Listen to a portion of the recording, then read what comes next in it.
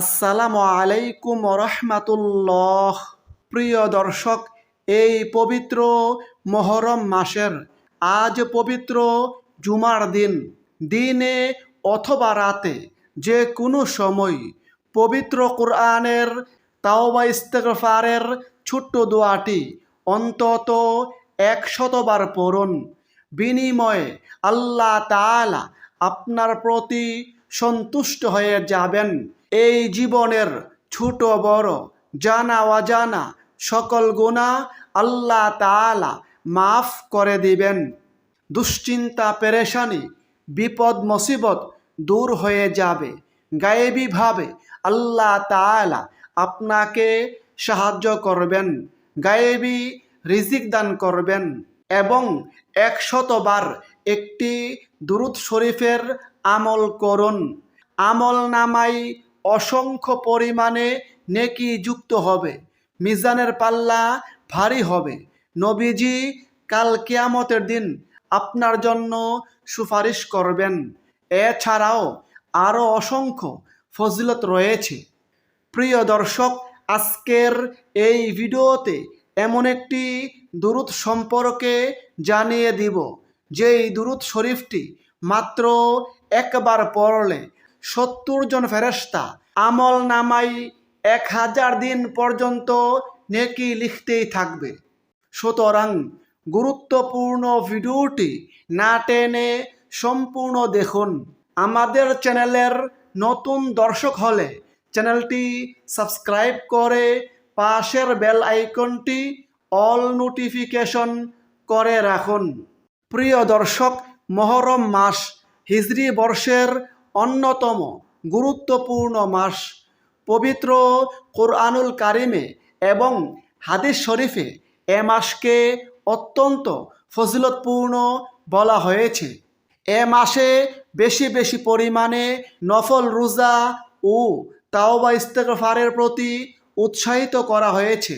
মহরম মাসে নেক আমলের সওয়াব বেশি হয়ে থাকে।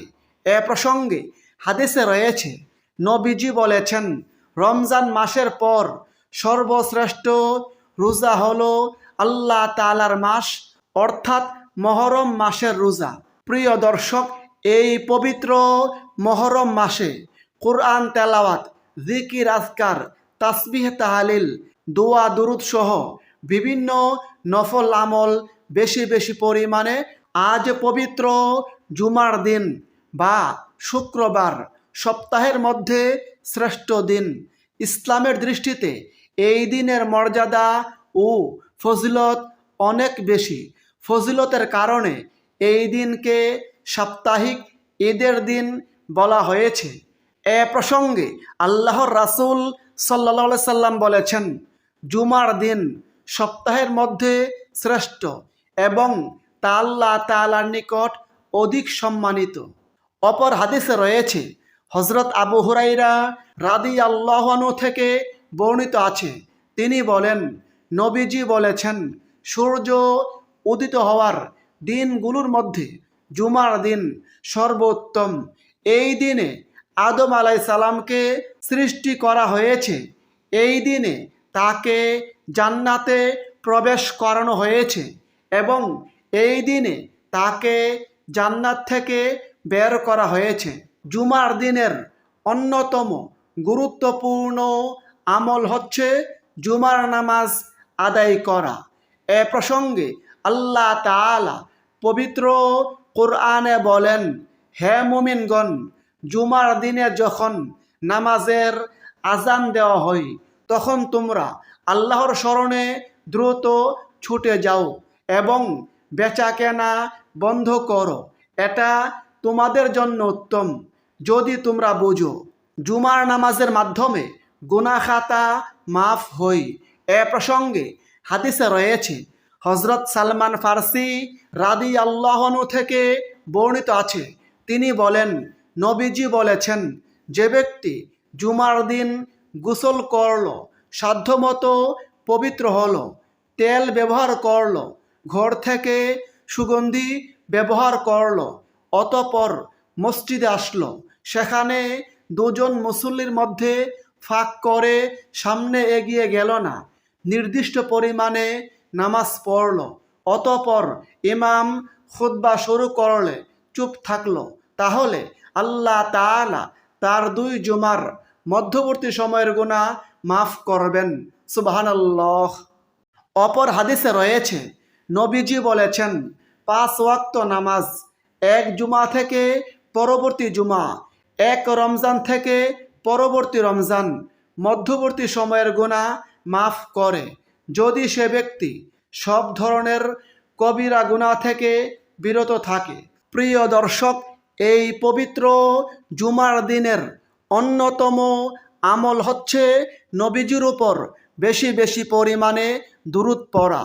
দুরূদ শরীফ খুবই দামি আমল, খুবই গুরুত্বপূর্ণ এবং ফজিলতপূর্ণ আমল।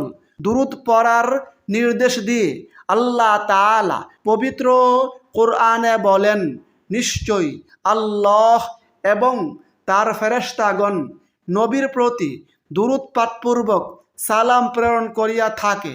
হে মুমিনগণ, তোমরাও তাহার প্রতি দুরূদ পড়ো এবং সালাম প্রেরণ করো। তাছাড়া জুমার দিন বেশি বেশি পরিমাণে দুরূদ শরীফের আমল করার জন্য স্বয়ং নবীজি নির্দেশ করেছেন। হাদিসে রয়েছে, আল্লাহর রাসূল সাল্লাল্লাহু আলাইহি ওয়াসাল্লাম বলেছেন, দিন সমূহের মধ্যে জুমার দিনই সর্বোত্তম। এই দিনে আদম আলাইহিস সালামকে সৃষ্টি করা হয়েছে। এই দিনে তিনি ইন্তেকাল করেছেন। এই দিনে সিংহায় ফু দেওয়া হবে। এই দিনে সকল সৃষ্টিকে বেহুশ করা হবে। অতএব তোমরা এই দিনে অর্থাৎ জুমার দিনে আমার ওপর বেশি বেশি পরিমাণে দুরূদ পড়ো, কেননা তোমাদের দুরূদ আমার সামনে পেশ করা হয়। তাছাড়া দুরূদ শরীফের ফজিলত প্রসঙ্গে হাদিসে রয়েছে, যদি কোনো ব্যক্তি নবীর ওপর একবার দুরূদ পড়ে, বিনিময়ে আল্লাহ তাআলা তার ওপর 10টি রহমত নাজিল করবেন, তার 10টি গুনাহ মাফ করবেন, তার আমল নামায় 10টি নেকি দান করবেন এবং তার মর্যাদা 10 গুণ বৃদ্ধি করবেন। সুবহানাল্লাহ। প্রিয় দর্শক, সেক্ষেত্রে আপনি যে কোনো দুরূদ শরীফের মাধ্যমে আমল করতে পারেন। আজকের এই ভিডিওতে আমি আপনাদেরকে একটি দুরূদ শরীফ শিখিয়ে দিচ্ছি। দুরূদ শরীফটি হচ্ছে, আল্লাহুম্মা সল্লি আলা মুহাম্মাদিন আবদিকা ওয়া রাসূলিকা ওয়া আলাল মুমিনিনা ওয়াল মুমিনাতি ওয়াল মুসলিমিনা ওয়াল মুসলিমাত। এই দুরূদ শরীফটি আজ পবিত্র জুমার দিন, দিনে অথবা রাতে যে কোনো সময় অন্তত 100 বার পড়ার চেষ্টা করুন। এখন আসুন এমন একটি দুরূদ শরীফ সম্পর্কে জানিয়ে দেই, যেই দুরূদ শরীফটি মাত্র একবার পড়লে 70 জন ফেরেশতা 1000 দিন পর্যন্ত আমল নামায় নেকি লিখতেই থাকবে। সেই দুরূদ শরীফটি হচ্ছে, জাযাল্লাহু আন্না মুহাম্মাদান মা হুয়া আহলুহু। এই দুরূদ শরীফের ফজিলত প্রসঙ্গে হাদিসে রয়েছে, হযরত আব্দুল্লাহ ইবনে আব্বাস রাদিয়াল্লাহু আনহু থেকে বর্ণিত আছে, যে ব্যক্তি এই দুরূদ শরীফটি একবার পড়বে, বিনিময়ে আল্লাহ তাআলা ফেরেশতাদেরকে তার জন্য 1000 দিন পর্যন্ত নেকি লিখার নির্দেশ দেন। অপর হাদিসে রয়েছে, এই দুরূদ শরীফটি একবার পড়লে আগামী 1000 দিন পর্যন্ত নেকি লিখার জন্য আল্লাহর ফেরেশতাগণ ব্যস্ত হয়ে পড়েন। অপর হাদিসে রয়েছে, এই দুরূদ শরীফ একবার পড়লে 70 জন ফেরেশতা আগামী 1000 দিন পর্যন্ত নেকি লিখতে লিখতে ক্লান্ত হয়ে যাবে। সুবহানাল্লাহ। এ প্রসঙ্গে দুরূদ শরীফটি বিভিন্ন কিতাবে বর্ণিত হয়েছে। প্রিয় দর্শক, এই পবিত্র জুমার দিনে দুরূদ শরীফের আমল করার পাশাপাশি ইস্তেগফারের আমল করার চেষ্টা করুন। কোরআন ও হাদিসে ইস্তেগফারের অসংখ্য দোয়া রয়েছে, সেগুলো থেকে যে কোনো দোয়ার মাধ্যমে আপনি আমল করতে পারেন। আজকের এই ভিডিওতে আমি আপনাদেরকে পবিত্র কোরআনের ছোট্ট একটি তাওবা ইস্তেগফারের দোয়া শিখিয়ে দিচ্ছি। দোয়াটি খুবই সহজ, সুতরাং এই দোয়াটি আজ পবিত্র জুমার দিন অন্তত 100 বার পড়ার চেষ্টা করুন।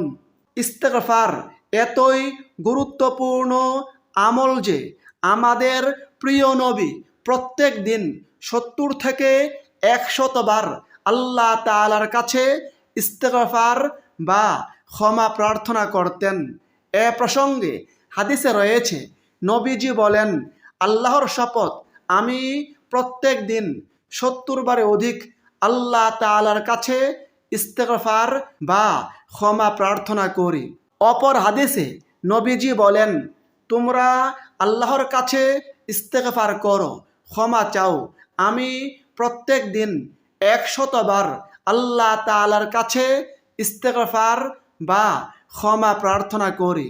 সুবহানাল্লাহ। তাছাড়া বেশি বেশি পরিমাণে ইস্তেগফারের আমল করলে আল্লাহ তাআলা বান্দার প্রতি সন্তুষ্ট হয়ে যান, আমলকারীর জীবনের সকল গুনাহ মাফ করে দেন। ইস্তেগফারের আমলের মাধ্যমে দুশ্চিন্তা, পেরেশানি, বিপদ, মুসিবত দূর হয়ে যায়। গায়েবীভাবে আল্লাহ তাআলা আমলকারীকে সাহায্য করেন, গায়েবী রিজিক দান করেন। যাদের সন্তান হয় না, পবিত্র কোরআনে আল্লাহ তাআলা ওয়াদা করে বলেছেন, তারা যদি বেশি বেশি পরিমাণে নিয়মিত ইস্তেগফার করে তাহলে আল্লাহ তাআলা তাদেরকে সুসন্তান দান করবেন। এছাড়াও ইস্তেগফারের আরও অসংখ্য ফজিলত ও পুরস্কার রয়েছে। তাওবা ইস্তেগফারের নির্দেশ দিয়ে আল্লাহ তাআলা পবিত্র কোরআনে বলেন, তোমরা আল্লাহর কাছে ইস্তেগফার করো, ক্ষমা প্রার্থনা করো, আল্লাহ ক্ষমাশীল, পরম দয়ালু। পবিত্র কোরআনের অন্য স্থানে বলেন, হে নবী, আমার বান্দাদের জানিয়ে দাও যে নিশ্চয় আমি অত্যন্ত ক্ষমাশীল ও পরম দয়ালু। আল্লাহ তাআলা পবিত্র কোরআনের অন্য স্থানে বলেন, হে আমার বান্দারা, তোমরা যারা নিজেদের প্রতি সীমাহীন জুলুম করেছ, অন্যায় করেছ, তোমরা আল্লাহর রহমত থেকে নিরাশ হইও না। নিশ্চয়ই আল্লাহ তোমাদের সব গুনাহ ক্ষমা করবেন, তিনি ক্ষমাশীল, পরম দয়ালু। তবে প্রিয় দর্শক, আমাদেরকে ইস্তেগফার করতে হবে মন থেকে, তাওবা করতে হবে একনিষ্ঠভাবে, তাহলেই আল্লাহ তাআলা আমাদেরকে মাফ করবেন, সেই সাথে আমাদেরকে জান্নাতে প্রবেশ করাবেন। এ প্রসঙ্গে আল্লাহ তাআলা পবিত্র কোরআনে ওয়াদা করে বলেছেন, হে ঈমানদাররা, তোমরা আল্লাহর কাছে খাঁটি তাওবা করো, আশা করা যায় তোমাদের রব তোমাদের গুনাহগুলো ক্ষমা করবেন এবং তোমাদেরকে এমন জান্নাতে প্রবেশ করাবেন যার তলদেশে ঝর্ণাগুলো প্রবাহমান। সুবহানাল্লাহ। প্রিয় দর্শক, পবিত্র কোরআনের তাওবা ইস্তেগফারের ছোট্ট দোয়াটি হচ্ছে, রব্বি ইন্নী যালামতু নাফসি ফাগফিরলি। রব্বি ইন্নী যালামতু নাফসি ফাগফিরলি। অর্থ, হে আমার প্রভু, নিশ্চয় আমি নিজের প্রতি জুলুম করেছি, অতএব আপনি আমাকে ক্ষমা করুন। প্রিয় দর্শক, এই সকল আমল করার পাশাপাশি আজ পবিত্র জুমার দিন আসরের পর থেকে মাগরিবের আগে যে কোনো সময় আল্লাহ তাআলার কাছে দুহাত তুলে প্রার্থনা করুন, মুনাজাত করুন। আল্লাহ তাআলা আপনার দোয়া কবুল করবেন। আল্লাহ তাআলা আপনার মনের সকল নেক আশা পূরণ করবেন। কারণ হাদিসে রয়েছে, নবীজি বলেছেন, জুমার দিনের 12 ঘন্টার মধ্যে একটি বিশেষ মুহূর্ত এমন আছে যে তখন কোনো মুসলমান আল্লাহর নিকট যে দোয়া করে আল্লাহ তাআলা তার সেই দোয়াই কবুল করেন। অধিকাংশ ইসলামিক স্কলারগণ বলেছেন সেই গুরুত্বপূর্ণ সময়টি হচ্ছে জুমার দিন আসরের পর থেকে মাগরিবের আগ পর্যন্ত। সুতরাং প্রিয় দর্শক, এই গুরুত্বপূর্ণ সময়ে অবশ্যই আল্লাহ তাআলার কাছে দোয়া করুন এবং মুনাজাতে জাহান্নাম থেকে মুক্তি লাভের এবং জান্নাত লাভের এই দোয়াটি অন্তত 3 বার পড়ুন। আল্লাহুম্মা ইন্নী আসআলুকাল জান্নাতা ওয়া আউযু বিকা মিনান নার। অর্থ, হে আল্লাহ, আমি আপনার কাছে জান্নাত চাই এবং জাহান্নাম থেকে আশ্রয় চাই। হাদিসে রয়েছে, নবীজি বলেছেন, যে ব্যক্তি আল্লাহ তাআলার কাছে 3 বার জান্নাত কামনা করে, জান্নাতের প্রার্থনা করে, তখন জান্নাত বলে, হে আল্লাহ, আপনি তাকে জান্নাতে প্রবেশ করান। অনুরূপভাবে কোনো ব্যক্তি যদি জাহান্নাম থেকে 3 বার আশ্রয় প্রার্থনা করে, তখন জাহান্নাম বলে, হে আল্লাহ, আপনি তাকে জাহান্নাম থেকে মুক্তি দিন। প্রিয় দর্শক, এবার আসুন কিভাবে মুনাজাত করবেন, প্রার্থনা করবেন। আজ পবিত্র জুমার দিন আসরের পর থেকে মাগরিবের আগে অথবা অন্য যে কোনো সময়ে এক জায়গায় বসে চুপি চুপি প্রথমে ইস্তেগফারের এই দোয়াটি অন্তত 3 বার পড়ুন। আস্তাগফিরুল্লাহ আল্লাযী লা ইলাহা ইল্লা হুয়াল হাইয়ুল কাইয়্যুম ওয়া আতুবু ইলাইহি। তারপরে ইসমে আজম বা মনের আশা আকাঙ্ক্ষা পূরণের দোয়াটি অন্তত 1 বার পড়ুন।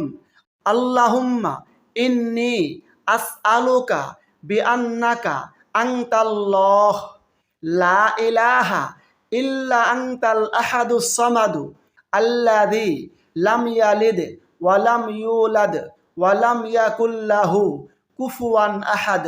ইসমে আজমের দোয়াটি পড়ার পরে কমপক্ষে 3 বার দুরূদ শরীফের আমল করুন। সেক্ষেত্রে আপনি যে কোনো দুরূদ শরীফ পড়তে পারেন, তবে উত্তম হচ্ছে দুরূদে ইব্রাহিম পাঠ করা, যেটি আমরা নামাজে পড়ে থাকি। অথবা আপনি চাইলে এই ছোট্ট দুরূদ শরীফটি পড়তে পারেন, আল্লাহুম্মা সল্লি ওয়াসাল্লিম আলা নাবিয়িনা মুহাম্মাদ। তারপরে সর্বশেষে 2 হাত তুলে বিনয়ের সঙ্গে আল্লাহ তাআলার কাছে কেঁদে কেঁদে ছোট বড় জানা অজানা সকল গুনাহের কথা স্বীকার করে ক্ষমা প্রার্থনা করুন। আল্লাহ তাআলা সকল গুনাহ মাফ করে দিবেন। সেই সাথে প্রিয় দর্শক, আল্লাহ তাআলার কাছে জাহান্নাম থেকে মুক্তি লাভের এবং জান্নাত লাভের এই দোয়াটি অন্তত 3 বার পড়ুন। আল্লাহুম্মা ইন্নী আসআলুকাল জান্নাতা ওয়া আউযু বিকা মিনান নার। সেই সাথে আল্লাহ তাআলার কাছে দুশ্চিন্তা পেরেশানি থেকে মুক্তি লাভের, বিপদ মুসিবত থেকে মুক্তি লাভের, গায়েবী রিজিক লাভের দোয়া করুন। এভাবে সকল প্রয়োজন তুলে ধরুন। আল্লাহ তাআলা সকল দোয়া কবুল করবেন, মনের সকল নেক আশা পূরণ করবেন ইনশাআল্লাহ। আল্লাহ তাআলা আমাদের সকলকে আমলগুলো করার তৌফিক দান করুন। আমিন। আসসালামু আলাইকুম ওয়া রাহমাতুল্লাহ।